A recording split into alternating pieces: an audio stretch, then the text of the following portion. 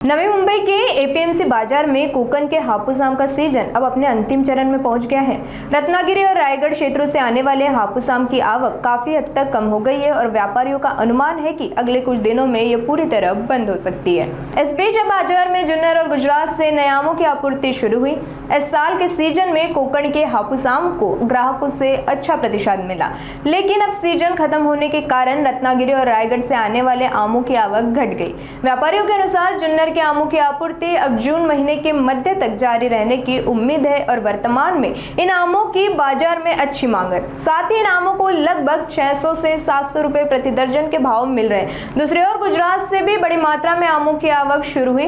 गुजरात से आए हुए आम एपीएमसी में 60 से 80 रुपए प्रति किलोग्राम के भाव पर बिक रहे हैं। सुनिए जुन्नर व गुजरात के आमों को एपीएमसी में ग्राहकों द्वारा मिल रहे प्रतिसाद को लेकर आम व्यापारी संजय पानसरे इनकी प्रतिक्रिया। आता सध्या बघा 2026चा जो आंब्याचा हंगाम जो आहे तो आता देवगडचे आंबे जवळजवळ आता संपल्यात जमा आहेत। आता रत्नागिरी जिल्हा आणि रायगड जिल्हा या दोन जिल्ह्यातनच फक्त आता आंब्याची आवक चालू आहे। ती सुद्धा येत्या 1-2-3 दिवसामध्ये संपणार आहे आणि त्याच्यानंतर मग तुम्हाला आता आजपासून मार्केटमध्ये जुन्नरचे आंबे चालू झाले। तुम्हाला ते मी दाखवतो।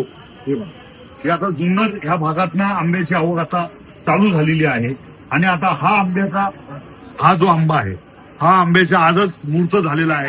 जुन्नरमधनं काले गावातून रवींद्र पानसरे म्हणून या शेतकऱ्याने हे आंबे सध्या मुंबईला विक्रीला पाठवलेले आहे आणि आता 15 ते 20 जून पर्यंत या आंब्याची आवक आता मार्केटमध्ये चालू राहणार आहे। आणि मग आता सध्या गुजरातचा पण आंबा चालू झालेला आहे। जिथे जर तुम्ही बघाल तर गुजरातचे आंबे सुद्धा यायला चालू झाले। तर आता इथून पुढे जून एंडपर्यंत जुन्नर आणि गुजरात ह्या भागातनं आंबे तुम्हाला मार्केटमधनं आता खायला मिळतात। जुन्नरचा आंब्याचा जो रेट आहे तो 600 ते 700 रुपये डझन ह्या भावानं आज तो आंबा मार्केटमध्ये विकला गेलेला आहे। गुजरातचे जे आंबे आहेत ते सुद्धा 70 रुपये किलो, 60 रुपये किलो, 80 रुपये किलो या भावानं सध्या आज त्याचा बाजारभाव ओपन झालेला आहे।